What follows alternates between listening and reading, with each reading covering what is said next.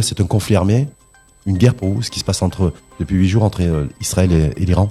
Et donc on n'est pas simplement dans une simple opération militaire, on n'est pas simplement dans une logique de frappe ciblée, on est dans une déclaration de guerre qui ne dit pas son nom. Histoire, une armée, une opposition qui n'a pas forcément été prise très au sérieux au tout début.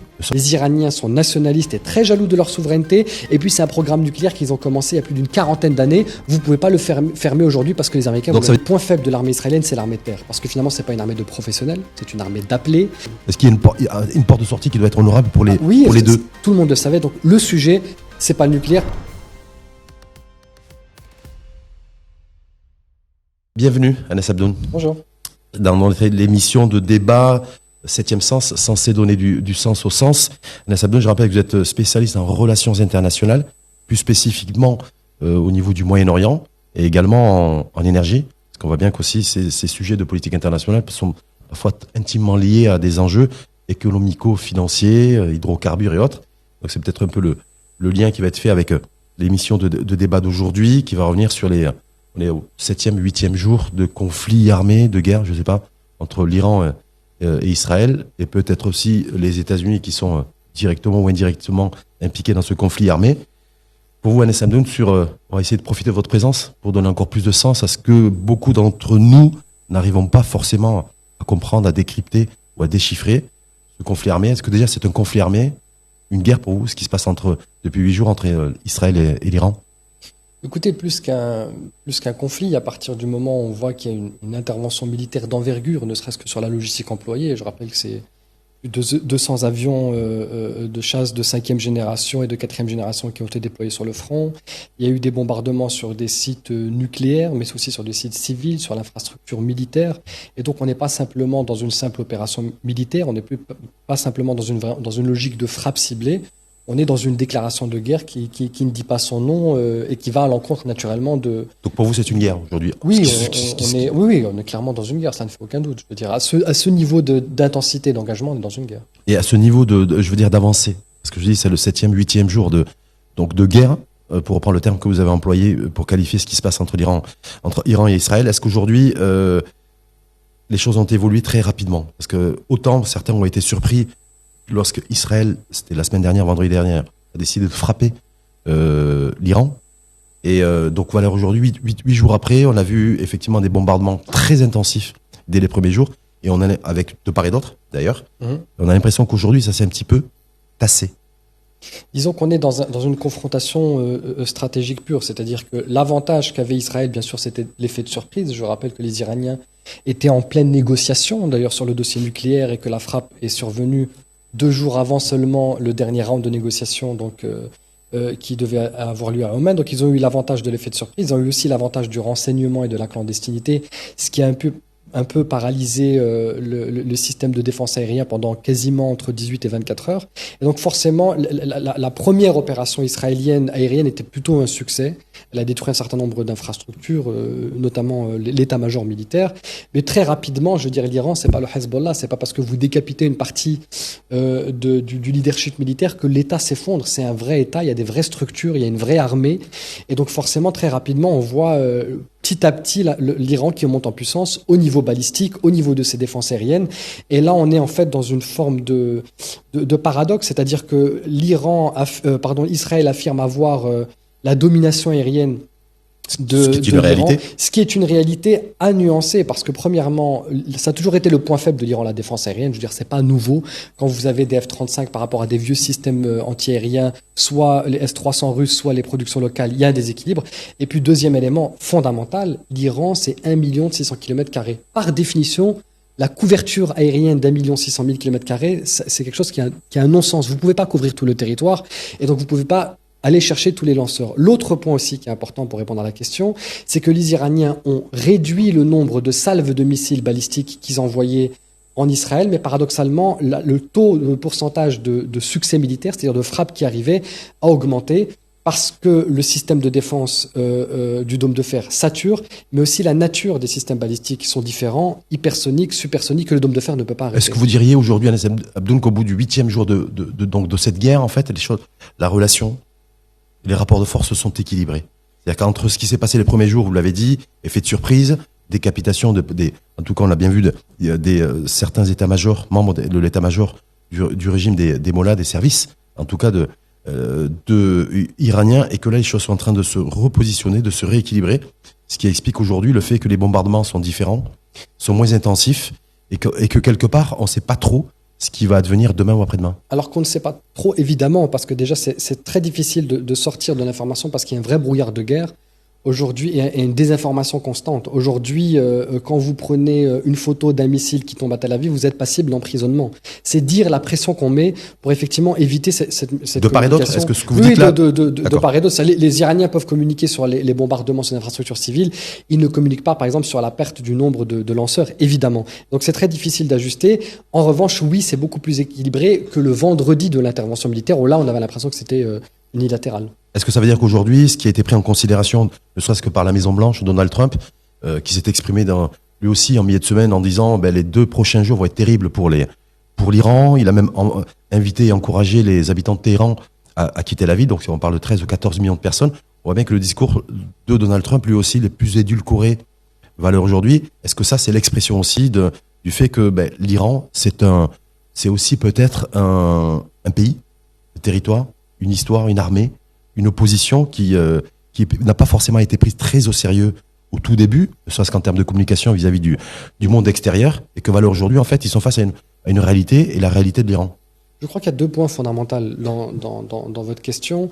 La première, c'est qu'effectivement, il y avait un flou au niveau stratégique. Déjà, l'idée d'avoir une couverture aérienne, de bombarder des positions civiles et militaires de l'Iran et d'avoir des éléments clandestins. Il y a beaucoup effectivement de relais des services de renseignement israéliens, d'ailleurs, qui sont arrêtés par les gardiens de la révolution et les services de police. L'idée de penser que cela allait mener à une révolution en ne mettant aucune troupe au sol, mais en continuant à bombarder des airs, c'était complètement utopique. Ça, c'est la première des choses. Et puis la deuxième des choses, c'est aussi, on a l'impression que les Israéliens sont allés frapper l'Iran en sachant pertinemment ce que c'est l'Iran. C'est une grande puissance régionale, c'est une capacité militaire, c'est une industrie militaire, c'est un des pays, voire le pays le plus qui a le plus grand taux d'ingénieurs par habitant. Donc c'est pas un petit failed state, un état failli de la région, ça n'a rien à voir. Et on avait l'impression que la stratégie de sortie des Israéliens, c'était de provoquer cela, d'amener les États-Unis dans le conflit et ensuite de se retirer. Et là, avec la réticence ou la complexité de l'engagement américain, on voit plus quel est l'objectif, en tout cas d'un point de vue militaire. On connaît quel est l'objectif politique, peut-être qu'on y reviendra. Mais l'objectif militaire, lui, semble... L'objectif militaire d'Israël, c'est ça en fait. Oui. Est-ce que vous considérez qu'aujourd'hui, Benjamin Netanyahou et son gouvernement, en fait, ils pensaient que entraîner les États-Unis, ça allait être beaucoup plus facile que ça ne l'est aujourd'hui, puisqu'on a vu qu'en 48 heures, Donald Trump a changé de position. C'est un délai de 15 jours. Aujourd'hui, de 2 semaines pour peut-être privilégier une solution diplomatique. Je rappelle qu'aujourd'hui même, il y a une rencontre qui se déroule à Genève, en Suisse, entre les ministres des Affaires étrangères britanniques, allemands, français et le ministre des Affaires étrangères iranien, que Marc Rubio également suit ça de près. Est-ce que aujourd'hui, pour Benjamin Netanyahou, peut-être qu'il est en train de se faire lâcher, entre guillemets, par les États-Unis en matière de partenariat pour une intervention militaire armée américaine sur l'Iran? Oui, on ne peut pas vraiment savoir quelle est la position du président américain, de l'administration américaine. Ce qui est sûr, c'est que Benjamin Netanyahou, comme en fait l'ensemble des premiers ministres israéliens, ont toujours eu l'assurance du soutien inconditionnel américain vis-à-vis d'Israël, notamment d'ailleurs même Donald Trump. C'est lui qui a déplacé l'ambassade américaine à Jérusalem. C'est lui qui a reconnu l'annexion du Golan syrien. Et donc tous ces éléments peut-être pouvaient laisser à penser que les Israéliens, en allant, si vous voulez, en prenant les devants et en mettant un peu les États-Unis dans le fait accompli, notamment sur le fait qu'Israël soit ciblé par les puissances balistiques iraniennes, pouvaient pousser les États-Unis à aller plus loin. Effectivement, ça c'est un élément où effectivement je pense qu'ils ont eu un petit peu, ils ont été un petit peu, je dirais pas naïfs, mais ils pensaient que ça allait être soi, et c'est un peu plus complexe parce que justement l'engagement éventuel, si d'aventure les États-Unis entraient en guerre ou intervenaient militairement contre l'Iran, ça déboucherait dans une guerre régionale sur le modèle irakien et même plus encore, parce qu'effectivement il y a des capacités de nuisance très importantes sur le détroit d'Ormuz, le golfe d'Ormuz. Il faut savoir que l'ensemble des bases militaires de la région sont largement sous sont la cible en fait de la puissance balistique iranienne. Il n'y a pas de système antiaérien de dôme de fer pour ces bases militaires américaines. Et donc il y a aussi un paradoxe sur le fait que les États-Unis s'exposent alors qu'Israël, elle, est protégée. Est-ce que ça veut dire du coup que vous donnez du crédit à celles et ceux qui disent ce délai de 15 jours qu'a annoncé Donald Trump, président des États-Unis, c'est aussi pour que les États-Unis se réorganisent et puissent protéger aussi leurs bases militaires qui sont installées au niveau de cette région et au niveau du Moyen-Orient? Je ne crois pas du tout à cette thèse en réalité, parce que si vous voulez frapper les Iraniens, vous devez être quand même dans une zone relativement proche qui serait le Moyen-Orient. Or, le Moyen-Orient, que ce soit les bases militaires en Turquie, en Arabie Saoudite, on sait que la base les capacités aériennes américaines qui étaient au Qatar ont été déplacées en Arabie Saoudite. En fait, l'ensemble des pays de la sous-région sont dans le giron de la capacité balistique iranienne. Et donc, de toute manière, 15 jours ou 3 semaines, ça change rien. Vous êtes un petit peu la cible. Donc, vous donnez pas de crédit. Je donne pas de crédit. Je pense vraiment qu'il y a plusieurs éléments. La première, c'est qu'on essaye d'évaluer la capacité de nuisance et de réponse des Iraniens. Je crois que les Israéliens ont assuré peut-être un peu trop tôt aux Américains et à l'administration de Trump de dire en fait les Iraniens sont à genoux, il n'y a plus qu'à terminer le boulot. On a entendu cette phrase, on a fait beaucoup de travail, il n'y a plus qu'à terminer le boulot. Sauf que l'état-major américain, lui, n'est pas d'accord. Il connaît la véritable capacité militaire et de nuisance des Iraniens et donc on temporise. Et puis il y a une vraie confrontation, indépendamment de la confrontation géopolitique entre l'Iran et Israël. Il y a une confrontation politique à Washington entre la droite MAGA, isolationniste, et la droite plutôt évangéliste, néoconservatrice, qui elle est plus interventionniste. La droite MAGA est plus importante au sein du cabinet de l'administration de Trump, et la droite interventionniste est peut-être plus importante au niveau des fonds de campagne. Et donc vous avez un petit peu aussi ce débat et cette réflexion. C'est quoi la droite MAGA qui est à la droite peut-être d'ailleurs de Donald Trump à la Maison Blanche, et celle qui dit celle qui a le souvenir de l'Afghanistan, c'est celle qui a le souvenir de l'Irak? Est-ce que c'est simplement celle qui dit American First, c'est celle qui voit effectivement que l'engagement en Irak a coûté la vie d'1 million de personnes en Irak et beaucoup d'argent aux États-Unis et de soldats et de vies humaines aux États-Unis pour un gain stratégique qui a bénéficié à l'Iran. C'est la droite qui voit que les États-Unis ont ces 20 dernières années dépensé 4 000 milliards de dollars sur l'Afghanistan pour finalement remettre les clés du pouvoir aux talibans et ne stabiliser rien à la région. Et donc on comprend que cet interventionnisme en fait qui est basé sur de l'idéologie ne sert pas non seulement les intérêts des États-Unis, mais finalement affaiblit la puissance américaine. Lorsque Israël, d'ailleurs c'était encore depuis hier soir, affirme que avec ou sans les États-Unis, ils sont prêts à une intervention terrestre en Iran, parce qu'effectivement, vous l'avez dit, même si les Israéliens dominent le ciel aérien de l'Iran, ce qui est pas simple vu la superficie à couvrir, en même temps ils sont en train de dire que l'enrichissement de l'uranium pour aller très vite pour la construction d'une bombe atomique et d'une arme atomique, c'est des sites qui ne sont pas visibles, qui sont sous terre, qui sont très enfouis et qu'il faut nécessairement une intervention terrestre. Est-ce que là-dessus, avec ou sans les Américains, est-ce que là c'est un coup de bluff, de com, de propagande, selon vous, du gouvernement Benyamin Netanyahou, ou vous considérez qu'effectivement Israël est prêt Alors, deux choses. À investir le territoire d'un point de vue militaire? Deux choses. Sur le volet de l'intervention militaire israélienne en territoire iranien, naturellement, c'est même pas un coup de bluff, personne ne prend ça au sérieux, ils n'ont pas la capacité logistique de le faire, de la projection de forces terrestres. Et puis, les Iraniens, pour le coup, au niveau de l'armée de terre, ils vous attendent. Je rappelle que sur les rares confrontations, notamment à Eit Sheb, qui était au Liban Sud, dans l'armée de terre, avec le Hezbollah était beaucoup plus, si vous voulez, violent et visait beaucoup, avait une supériorité au niveau de l'infanterie. Parce qu'ils connaissent mieux le territoire, parce que c'est chez eux. Mais l'armée de terre israélienne, le point faible de l'armée israélienne, c'est l'armée de terre. Parce que finalement, c'est pas une armée de professionnels, c'est une armée d'appelés. Et quand vous faites de l'entraînement et que vous tenez des checkpoints pour mener la vie dure aux Arabes, ça vous prépare pas à une guerre à haute intensité. Ça, il faut bien le comprendre, c'est fondamental. D'autant que sur la guerre à Gaza, là où vous affrontez une milice, il faut rappeler que vous avez 40% des appelés qui refusent aujourd'hui de rejoindre les rangs. Vous avez 20% de l'armée israélienne qui est en souffrance post-traumatique. Et donc, si vous n'arrivez pas à mettre fin au Hamas, qui est à côté de chez vous, sur lesquels vous avez les relais logistiques, vous n'allez pas réussir à le faire au niveau iranien. Sur le volet maintenant du nucléaire et du nucléaire militaire, on sait qu'ils étaient un seuil à 60 et 65%, et que l'ensemble des agences de renseignement, notamment occidentales, et ça a été rappelé par la CIA et par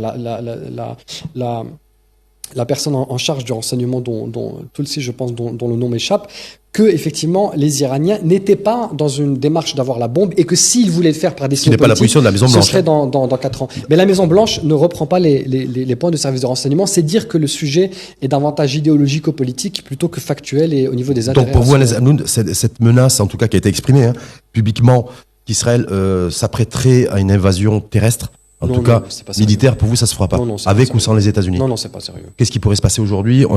C'est beaucoup plus des schémas de diplomatie, de rencontres diplomatiques qui ont réémergé. On l'a dit, c'est aujourd'hui au niveau de la CIFS et de Genève, avec le déplacement, une rencontre entre les ministres des Affaires étrangères européens, britanniques, allemands et français et leur homologue iranien. Marc Rubio a fait cette déclaration, je pense que c'était hier, en disant nous, les États-Unis, on est prêts à discuter et à converser avec les Iraniens à tout moment. Je rappelle que ce matin, les Iraniens ont répondu à Marc Rubio en disant que eux, les Iraniens, n'étaient pas du tout prêts à converser et à discuter et à échanger avec les États-Unis d'Amérique. On est dans quelle configuration valeur aujourd'hui, selon vous, Anas Hamdoun? En réalité, on peut les comprendre et je ne crois pas que la voie diplomatique, en tout cas à l'état actuel des choses, va prémunir pour 2 raisons. La première, c'est que dans la perception iranienne, ils avaient négocié un accord en 2015 qui était le fameux JCPOA et tout cet accord les prévalait de l'obtention de l'arme nucléaire. L'AIEA a fait une 50aine d'inspections et tout le monde dit, notamment les inspecteurs de l'AIEA, l'Iran était le pays le plus visité au monde par les inspecteurs de l'AIEA, ils disaient qu'ils respectaient toutes les conditions. Donc l'Iran avait négocié un accord qui d'ailleurs réduisait leur marge de manœuvre en termes d'enregistrement par rapport au droit international. Donc ils ont déjà fait un effort et les États-Unis sont sortis de cet accord. Ensuite, ils étaient en négociation sur un second accord avec l'administration américaine et au moment où l'administration américaine négociait ce second accord, ils donnaient le feu vert aux Israéliens de frapper. Et donc pour les Iraniens, les accords et les négociations, ils ne prennent plus ça au sérieux. Il faut bien comprendre que dans le système politique iranien, le guide, l'aile dure et le guide de la révolution de l'Ayatollah Khamenei étaient hostiles à ces accords, mais ils prenaient en considération la partie plutôt réformatrice et la fatigue de la population aux sanctions pour aller vers ces accords. Et donc ça, c'est le niveau des accords. Et puis au niveau des Européens, je veux dire, ils n'ont aucun poids de négociation sur ce qui se passe en ce moment. Même si le ministre des Affaires étrangères iranien accepte de dialoguer et d'échanger avec les ministres des Affaires étrangères européens, naturellement, mais pas américains. Oui, ouais. c'est bon parce qu'il n'y a pas de contact direct. Il y a toujours eu c'était soit l'ambassade suisse, soit c'est Oman, soit c'est les Qataris. Il y a toujours eu des intermédiaires entre les Iraniens et les Américains. C'est le rôle des diplomates d'aller effectivement à une réunion où effectivement on essaye de dégager un plan de paix et un plan de désescalade, mais au sein des 2 entités, donc que ce soit l'Iran, elle ne veut plus aujourd'hui négocier un accord de paix parce que pour elle effectivement c'est soit un piège ou soit c'est des positions qui ne vont pas être prises au sérieux. La dernière proposition que les Américains ont faite aux Iraniens, c'est qu'ils n'ont pas le droit d'enrichir l'uranium. Ce serait une exception mondiale. C'est plus le droit de stopper. Oui, complètement. C'est même pas un seuil, c'est que vous n'avez pas le droit de. Et ça pour vous, Anas Hamdoun, c'est inacceptable pour Téhéran? C'est inacceptable normalement pour tout pays, a fortiori pour l'Iran, pour 2 raisons. Parce que lorsqu'on connaît l'histoire de l'Iran, la culture et le système politique, peu importe d'ailleurs, que ce soit un régime islamique ou nationaliste laïque, le programme nucléaire a été d'ailleurs commencé par le Shah d'Iran, pas par la République islamique. C'est un élément de souveraineté fondamental. Les Iraniens sont nationalistes et très jaloux de leur souveraineté. Et puis c'est un programme nucléaire qu'ils ont commencé il y a plus d'une 40aine d'années. Vous pouvez pas le fermer aujourd'hui parce que les Américains... Donc ça veut dire quoi, est-ce qu'on est face à un mur, en fait, et se dire l'Iran et de toute façon le régime de Téhéran va poursuivre son programme de nucléaire civil, ira jusqu'au bout, en acceptant bien sûr effectivement que de partager aussi l'information et de dire ce qu'ils font aux acteurs concernés. Oui. Et est-ce que ça veut dire qu'Israël va continuer à observer, à lancer des missiles? Voilà, je suis en train de dire, il n'y a pas de solution diplomatique claire. Il y a pas sur le temps court, oui. Pas sur le temps court, il y a le déterminisme de Téhéran qui est là et qui va se poursuivre. Donc est-ce que du coup, quelle peut être la position de Tel Aviv et du gouvernement Netanyahou? Il faut bien comprendre une chose sur la narrative, c'est qu'on parle de nucléaire, en fait, c'est complètement annexe. Je veux dire, les Israéliens le savent et les Iraniens le savent. L'objectif n'était pas de retarder de 2 ou 3 ans le programme. 3 ans. D'ailleurs, les spécialistes américains vous disent qu'on a au mieux retardé de quelques mois et même pas une année. Et alors qu'il fallait encore 4-5 ans pour éventuellement avoir le seuil, les Israéliens le savaient, les Américains, tout le monde le savait. Donc le sujet, c'est pas le nucléaire. Peut-être qu'on aura l'occasion de revenir sur la véritable finalité de cette intervention militaire. Et puis, le deuxième élément qu'il faut comprendre, c'est que pour la projection israélienne, une guerre avec l'Iran avait quand même les avantages, c'est que à partir du moment où le Hezbollah a été décapité et que la Syrie de Bachar al-Assad, qui était alliée de l'Iran, a été renversée, il fallait terminer le job. C'était une fenêtre d'opportunité qu'il fallait saisir.